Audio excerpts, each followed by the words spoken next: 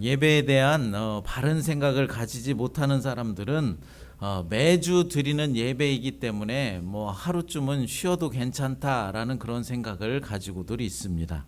그래서 좀 몸이 좀 찌뿌둥하거나 날씨가 별로 좋지 않은 날은 오늘 하루는 그냥 쉬지 뭐 다음 주에도 또 가서 예배 드리면 되지, 이렇게 너무나도 쉽게 예배를 빠지는 경우들이 있습니다.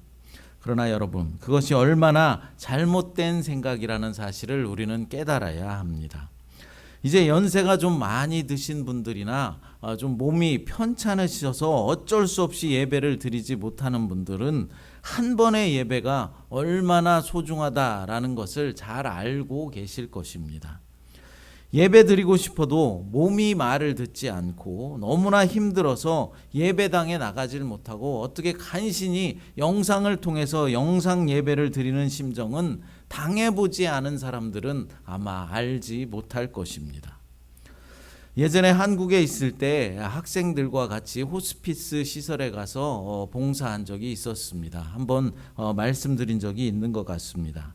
그런데 그곳에서 저녁 때마다 이제 예배를 같이 드리는데, 모여서 예배를 드리는데, 그 예배 드리는 장소에까지 나오시는 분들은 그나마 그래도 양호하신 분들입니다. 대부분의 많은 환자들이 자기 병실에서 누워서 TV 모니터를 통해서 예배를 드리시는데, 예배 드리는 그 중간에도 어떤 분들은 하나님의 부르심을 받는 분들도 있었다라는 것입니다. 지금 이 순간, 우리가 예배 드리는 이 순간에도 죽음을 맞이하고 계신 분들도 있다라는 사실을 우리는 알아야 하는 것이죠. 그러니까 어떤 사람들에게는 누구의 강요나 어쩔 수 없는 체면 때문에 어쩔 수 없이 드리는 그런 예배일지 모르겠지만, 또 다른 사람에게는 예배당에 나와서 예배 드리는 것이 간절한 소망인 분들도 있다라는 사실입니다. 그러므로 여러분, 예배 드릴 수 있는 건강이 있을 때 부지런히 예배에 참여하시고, 또 웬만한 일에는 예배를 쉬는 죄를 범하지 마시기 바랍니다. 왜 그렇습니까? 언젠가 예배를 드리고 싶어도, 내가 예배 드리고 싶어도 예배를 드리지 못하는 날이 곧 반드시 오기 때문에 그렇습니다. 그런데 여러분, 예수님 당시에도 정말로 예배를 드리고 싶어도 예배에 참여할 수 없는 그런 부류의 사람들이 있었습니다. 어떤 사람들입니까? 바로 부정한 사람들이었습니다. 구약성경 레위기 13장과 14장에 보면은 부정한 사람들에 대해서 열거를 하고 있는 것을 볼 수 있는데, 그 중에 가장 대표적인 부류의 사람이 누구냐면은 나병 환자들이었습니다. 이들 나병 환자들은 예배를 드리고 싶어도 예배에 참석할 수가 없었습니다. 그런데 이들 중 대부분은 성전에 나오지도 못하는 그런 아주 불편한 그런 사람들이 아니라 얼마든지 성전에까지 나올 수 있고 예배 드릴 수도 있는데, 부정하다는 이유만으로 성전에 들어갈 수도 없었고 예배를 드릴 수도 없는 그런 사람들이었습니다. 레위기 13장 46절 같이 읽어보겠습니다. 병이 있는 날 동안은 늘 부정할 것이라. 그가 부정한즉 혼자 살되 진영 밖에서 살지니라. 아멘. 나병 환자들은 예배에 참석하지 못하는 것뿐만 아니라 가족과도 함께 지내지 못하고 진영 밖으로, 밖에 나가서 혼자 따로 살아야 했다라는 것입니다. 오늘 본문에도 그런 부정한 나병 환자가 등장하고 있습니다. 오늘 본문은 드디어 예수님께서 이제 산에 올라가셔서 말씀을 가르치시던 그 상상수훈의 말씀을 다 마치시고 이제 산에서 내려오는 장면으로 시작하고 있습니다. 본문 1절을 같이 읽어보겠습니다. 예수께서 산에서 내려오시니 수많은 무리가 따르니라. 아멘. 예수님께서 제자들에게 이제 귀한 가르침의 말씀을 다 마치시고 이제 산에서 내려오셨는데, 그래도 많은 무리들이 예수님을 따랐다라고 말씀합니다. 마태복음 5장부터 7장까지가 산상수훈의 말씀인데, 이 말씀은 예수님의 권위 있는 그런 가르침에 관한 것이었다면, 이제 8장에서부터는 예수님의 권위 있는 사역이 펼쳐지고 있다라는 것이죠. 그러니까 하나님의 아들이신 예수님은 말씀을 가르치는 일뿐만 아니라 그 사역에 있어서도 메시아만이 하실 수 있는 그런 일들을 이제 하신다는 것을 이제 보여주게 되는 것이죠. 그 첫 번째 기적이 바로 나병 환자를 고치신 일입니다. 예수님은 이미 갈릴리 지역을 다니시면서 많은 환자들을 치유한 적이 있었습니다. 하지만 구체적인 질병을 언급하는 치유의 사역은 이번이 처음 시작입니다. 앞에서도 언급했듯이 구약의 율법에 따르면 나병은 성전에 나갈 수도 없는 가장 크고 무서운 질병이었습니다. 그러므로 나병을 가장 먼저 지금 언급하고 있는 것은 예수님을 통하면 그 어떤 질병이라도 사람이 하나님께 나아가는 것을 막을 수 없는 그런 시대가 열렸다라는 사실을 암시해 주고 있는 것이죠. 사람이 하나님께 나가는 것을 막았던 부정한 병의 장막이 이제 무너진 것입니다. 본문 2절을 읽어보겠습니다. 한 나병 환자가 나와 절하며 이르되 주여 원하시면 저를 깨끗게 하실 수 있나이다 하거늘. 아멘. 한 나병 환자가 예수님 앞에 나왔습니다. 나병은 흔히 문둥병이라고 부르고 현대에 와서는 그 나균을 발견한 노르웨이의 그 의사 한센이라는 이름을 따서 한센병이다라고 불리고 있습니다. 오늘날의 나병은 거의 정복되어서 잘 발생하지 않는 병이며 여러 종류의 항생제를 써서 치료할 수가 있지만은 예수님 당시에는 한번 나병이 걸리면 절대로 치료될 수 없는 그런 병으로 생각했습니다. 구약 성경에서 나병을 치료한 경우가 딱 2번 나오는데 모세가 자기의 누이 미리암을 치료한 사건과 그리고 엘리사 선지자가 나아만 장군을 치료한 그런 사건이 유일합니다. 그러므로 유대인들은 문둥병을 치료하는 것이 죽은 사람을 살리는 것만큼이나 어려운 일이다라고 생각했습니다. 또한 이들은 이 병을 하나님이 내리시는 저주다라고 생각했고 문둥병을 치료하는 것도 메시아만이 하실 수 있는 일이다라고 생각했습니다. 이처럼 당시 문둥병은 경멸의 대상이었고 사람들이 실수로 가까이에 나오지 못하도록 누군가 다가오면은 나는 부정하다 라면서 이 문둥병 환자들이 외쳐야 했습니다. 그만큼 저주받은 병으로 간주되었다라는 것이죠. 그런데 오늘 본문의 나병 환자는 그런 것들을 다 무시하고 율법을 다 무시하면서 예수님 앞에 나온 것입니다. 얼마나 절박했으면 이런 행동을 했겠습니까? 정말로 고침받고 싶은 마음이 간절했다라는 것이죠. 그는 예수님께 절하면서 주라고 부르고 있습니다. 절을 했다는 것은 경배의 표시이고 주는 하나님을 칭하는 용어입니다. 그러니까 나병 환자는 하나님을 경배하는 마음으로 지금 예수님을 경배하고 있는 것이죠. 그는 주여 원하시면 저를 깨끗하게 하실 수 있나이다 라고 말합니다. 이게 무슨 말이겠습니까? 치료해 주고 싶으면 치료해 주시고 치료해 주기 싫으면 치료하지 마세요 뭐 이런 뉘앙스입니까? 그렇지가 않습니다. 그는 낫기를 간절히 원하고 있는 것이죠. 하지만 만일 원하시면 이라며 예수님의 치유 능력과 권세에 대한 전적인 신뢰를 표현하고 있는 것입니다. 그러니까 이 말은 예수님은 당연히 거뜬히 병을 치료하실 수 있는 능력이 있으시지만 그 믿음이 나병 환자에게도 있지만은 자신이 병에서 낫는 것은 치료자이신 예수님의 의지에 달려 있다라고 고백하고 있는 것입니다. 이 나병 환자는 신학이 매우 건전하고 잘 정리된 사람입니다. 오늘날 대부분의 사람들은 어떻습니까? 병을 치료해 달라는 기도를 할 때 무조건 그냥 고쳐달라고만 매달립니다. 전후 사정 보지도 않고 무조건 고쳐달라라고 떼를 쓰는 것입니다. 그러나 이것은 바른 신학이 아닙니다. 하나님은 우리의 질병을 분명히 치유해 주실 수 있는 분이십니다. 우리의 모든 문제를 분명히 거뜬히 해결해 주실 수 있는 분이십니다. 그런 능력과 권세가 있으십니다. 그러나 병을 낫게 하시는 분은 하나님이시다라는 사실이죠. 우리의 문제를 해결해 주실 수 있는 것도 하나님이시다라는 것이죠.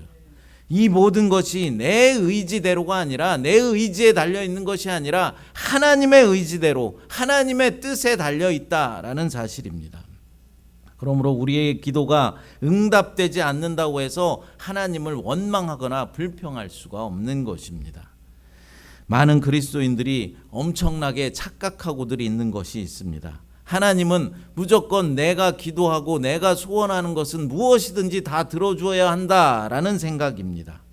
이렇다 보니까 하나님께서 자신의 소원을 들어주시지 않으면 하나님께 불평하고 하나님을 욕하는 것이죠. 내 병을 치료해 주시지 않으면 하나님을 불평한다라는 것입니다.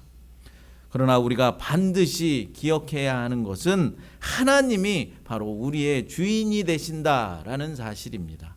우리는 그의 종들입니다. 그런데 많은 사람들이 자기가 왕인 줄, 자기가 주인인 줄 착각하며 살아가고 있다라는 것이죠. 하나님께서 에덴 동산에서 다른 모든 것들은 너희들 마음대로 할 수 있지만 오직 동산 중앙에 있는 선악을 알게 하는 나무의 열매는 따먹지 말라라고 하신 이유가 바로 여기에 있는 것입니다. 하고 싶은 대로, 먹고 싶은 대로, 너희들 하고 싶은 대로 마음껏 다 하지만은 그렇게 살다가도 선악과 나무를 바라보면은 내가 왕이 아니었지, 나는 피조물이지, 나의 왕은 하나님이시지, 나의 주인이 하나님이시지, 이렇게 다시 한번 상기시키는 것입니다. 그런데 우리는 내가 왕인 줄 착각하며 하나님도 내 마음대로 부리려고들 합니다. 하나님, 병 고쳐주세요. 나 부자 되게 해주세요. 좋은 집, 좋은 차 주세요. 마치 알라딘의 요술램프에 지니를 부리듯이 하나님도 그렇게 부리려 한다라는 것이죠. 그런데 여러분, 제가 이렇게 말씀을 전하면 많은 분들이 그럼 도대체 어떻게 기도하라는 거야? 기도를 하라는 거야? 말라는 거야? 이렇게 생각하실 수도 있을 것입니다. 기도를 하지 말라는 것이 아닙니다. 부자 되게 해주세요. 성공하게 해주세요. 병 고쳐주세요. 우리 교회 부흥되게 해주세요. 기도하지 말라는 말이 아닙니다. 기도는 하되 간절함으로 기도하되 그 기도의 응답됨을 믿고 반드시 응답된다라는 사실을 믿고 기도하되 만약 응답이 없고 기도의 소원대로 이루어지지 않는다라고 할지라도 불평하고 불만을 품지 말라라는 것입니다. 하나님 없네 이런 소리 하지 말라는 것이죠.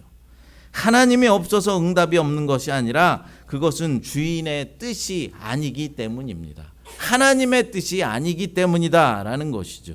하나님께서 내가 부자가 되는 것을 원하지 않는 것입니다.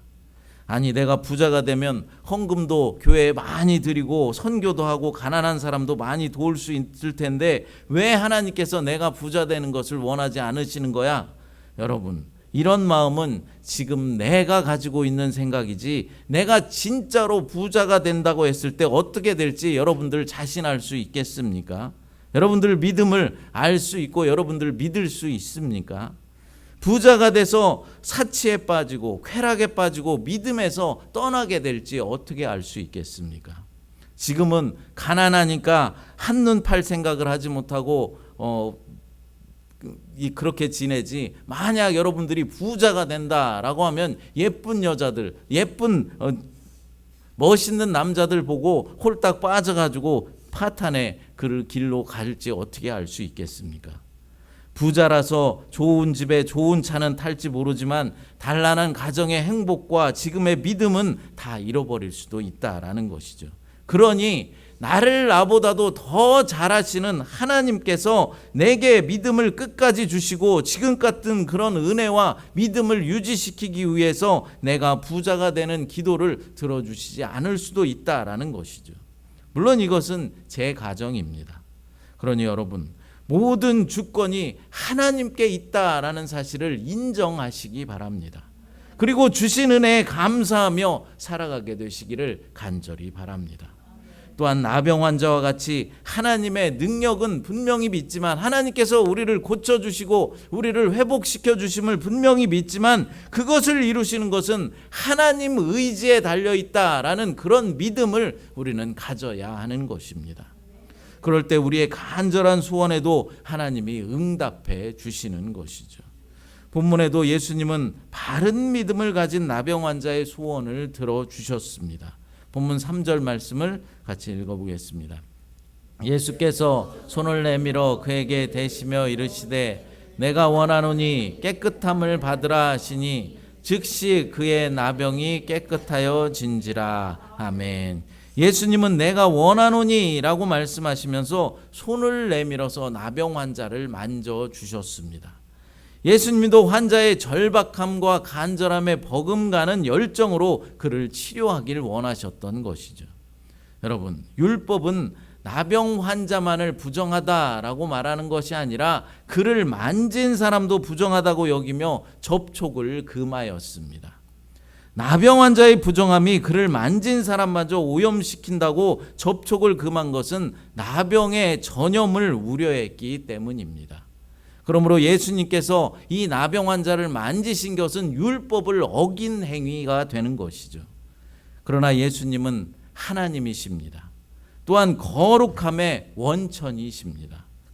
그러므로 예수님께서 나병 환자의 부정함에 오염되는 것이 아니라 예수님의 정결하심이 나병 환자의 모든 부정함을 깨끗이 씻어내고 그를 정결하게 하는 것입니다. 여러분, 여기서 우리는 놀라운 신학적인 의미를 발견해야 하는 것이죠. 우리가 구원을 받기 위해서는 두 가지의 조건이 필요합니다. 하나는 완전히 죄가 없어야 하고 또 다른 하나는 완전한 의로움을 가지고 있어야 하는 것입니다. 완전히 죄가 없고 완전한 의로움이 있어야 우리는 구원에 이를 수 있는 것이죠. 그런데 우리의 죄의 문제는 예수님께서 십자가에 못 박혀 죽으심으로 죄의 문제를 해결해 주셨습니다. 내가 죄인이고 내가 죄로 인하여서 내가 죽어야 하는데 예수님께서 내 대신 죄를 짊어지시고 십자가에서 돌아가셔서 우리의 죄의 문제를 해결해 주신 것이죠. 그럼 의의 문제는 어떻게 해결받을 수 있습니까? 우리가 어떻게 100% 의로운 삶을 살아갈 수 있고 100% 순종의 삶을 살아갈 수 있는 것일까요? 그것은 예수님께서 이 땅에 오셔서 약 33년간의 공생의 삶을 사시면서 완전한 의로운 삶을 사신 데서 찾을 수가 있는 것이죠. 십자가를 지시고 죽으시기까지 하나님의 뜻에 100% 순종하신 그 의로움이 바로 저와 여러분들에게 전가된 것입니다. 그러니까 나의 더럽고 추악한 죄들은 예수 그리스도께 전가되어서 예수님이 십자가에 지시고 대신 형벌을 받으신 것이고 예수님의 완전한 의로움은 바로 저와 여러분들에게 전가되어서 내가 의롭담을 얻은 것입니다. 그래서 우리는 죄의 문제와 의의 문제를 다 해결받아서 구원을 얻을 수 있게 된 것이죠. 그렇습니다. 예수님의 의로움은 우리의 모든 부정함을 깨끗게 하시고 우리를 정결케 하십니다. 그래서 예수님은 부정한 나병 환자를 만지셔도 부정하여지는 것이 아니라 오히려 나병 환자의 부정함이 정결함을 받게 되는 것입니다.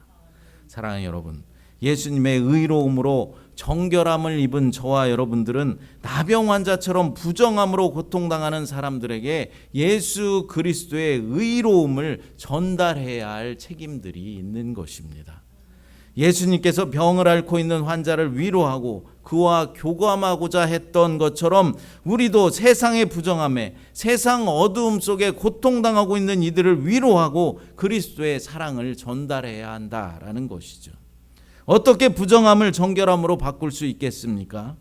세상에 그리스도의 복음의 빛을 비춤으로 부정함을 정결함으로 바꿀 수가 있는 것이죠. 여러분, 어두운 방에 촛불이 하나 켜지면 그 방 전체가 환하게 밝혀지는 것처럼 예수 그리스도의 빛을 담은 우리가 어두운 세상의 의로움과 정직함으로 성실함과 착함으로 살아가면은 그 사랑의 빛이 세상을 밝힐 수가 있다라는 것이죠. 그런데 여러분, 사실 현대의 그리스도인들이 세상 사람들과 함께하며 살아가면서 복음의 빛을 비추면서 희생하고 솔선수범하고 손해보기가 참으로 어려운 세상이 되었습니다.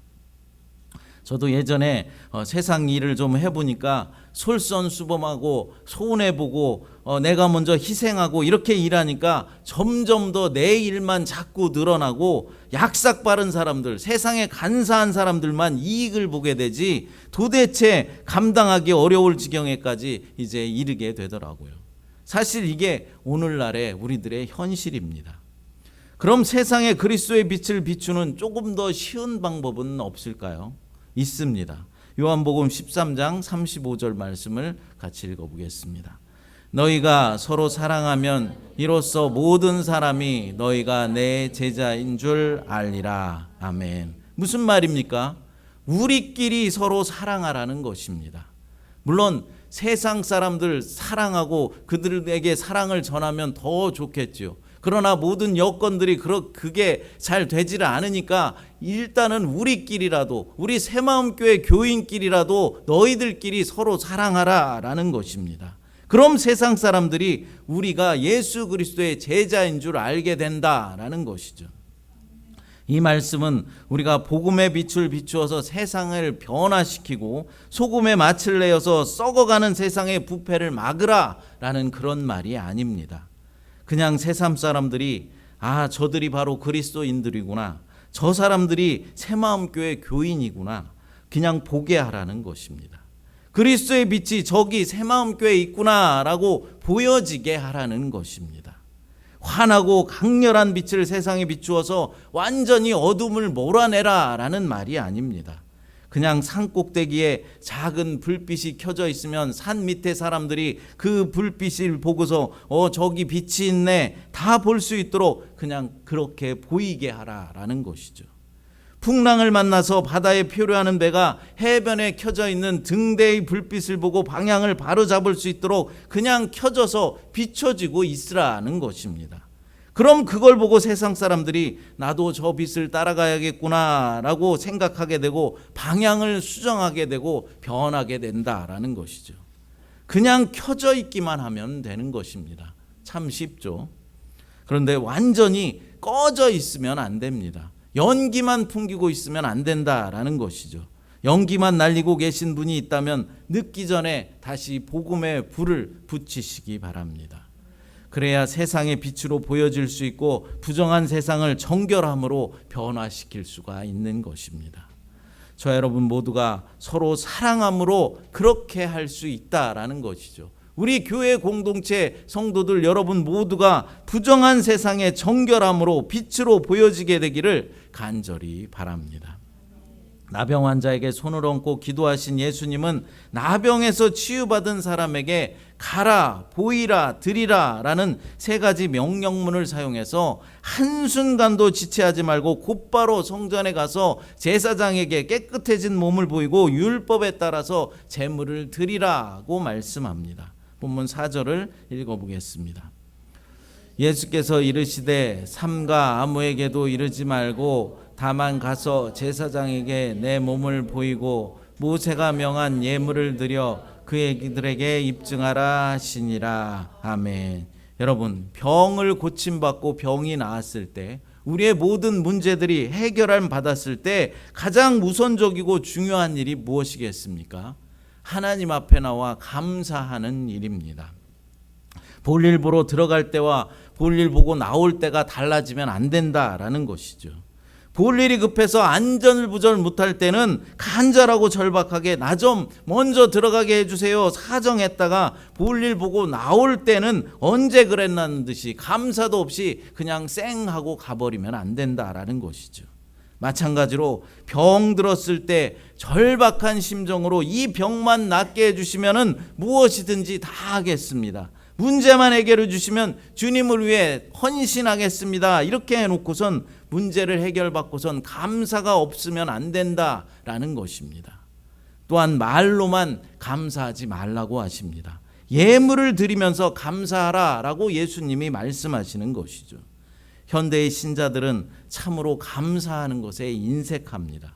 좋은 일이 있고 축하받을 일이 있어도 감사할 줄 모르고 감사 예물을 드릴 줄을 모릅니다. 그만큼 타락한 세상이라는 것이죠.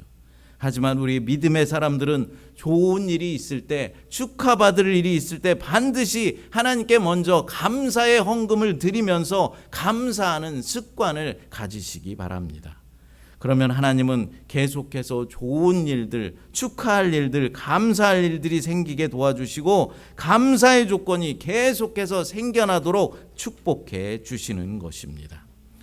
나병 환자가 성전에 가서 감사의 예물을 드린 일은 그에게는 평생의 소원이었을 것입니다. 왜 그렇습니까? 부정하여서 성전에 가서 예배도 드릴 수 없었기 때문이죠. 사랑하는 여러분, 오늘 나병 환자를 치료해 주시는 예수님의 사역을 보면서 우리는 세 가지만 기억했으면 좋겠습니다. 첫째로, 병을 낫게 하시고 우리의 문제를 해결해 주시는 분은 하나님이시다라는 사실입니다. 이 모든 것이 내 의지대로가 아니라 하나님 의지에 달려있다라는 사실을 믿으시기 바랍니다. 그러므로 응답이 없다고 해서 하나님을 원망하거나 불평하지 말고 하나님의 인도하심과 때를 기다려야 하는 것입니다. 둘째로, 예수님께서 나병 환자의 부정함에 오염된 것이 아니라 예수님의 정결하심이 나병 환자의 부정함을 모두 씻어내고 그를 정결하게 하셨다라는 것이죠. 이처럼 우리도 세상의 부정함을 예수 그리스도의 정결함으로 변화시켜야 하는 것입니다. 어떻게 그렇게 할 수 있다고 했습니까? 우리가 서로 사랑함으로 그렇게 할 수 있다고 했습니다.